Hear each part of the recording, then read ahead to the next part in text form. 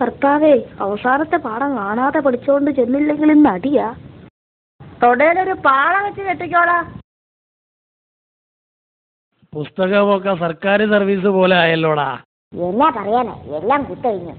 അവസാനത്തെ പാഠം ഇല്ല, കീറിപ്പോയി. ഞൊട്ട്. പുസ്തകം ദേവൻ തമ്പുരാനെ പോലെയായി.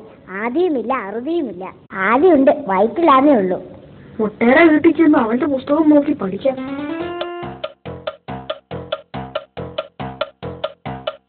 അവന്റെ പുസ്തകത്തിന്റെ അവസാനത്തെ പുറം കീറിപ്പോയിട്ട് അവൻ ശശിയുടെ വീട്ടിൽ പോയിരിക്കുക. അവിടെ ചെന്ന് 4 പേർക്ക് കൂടെ ഒന്നിച്ചിരുന്ന് പഠിക്കാം. 1.5 മൈലുണ്ട്.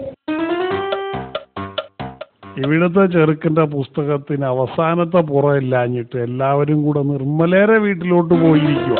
നമുക്കൂടെ അങ്ങോട്ട് പോയേക്കാം. ഒടുക്കത്തെ വെയില. ഇവിടെ ഒരു പെരുവയറയുണ്ട്. പുസ്തകത്തിന്റെ അവസാനമെല്ലാം അവളെ തിന്ന ലക്ഷണം. എല്ലാവരും കൂടി പ്രസാദിന്റെ വീട്ടിലോട്ട് പോയിട്ടുണ്ട്. ക്രോസ് കൺട്രി ആണോ?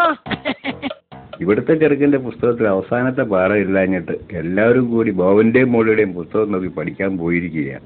എല്ലാവരുടെയും അവസാനത്തെ പാഠമാ കീറിപ്പോകുന്നത്. എന്നാ പിന്നെ അച്ചടിക്കുന്നവന്മാർക്ക് അവസാനത്തെ പാഠം നടുക്കെവിടെയെങ്കിലും അച്ചടിക്കാൻ മേലായിരുന്നോ?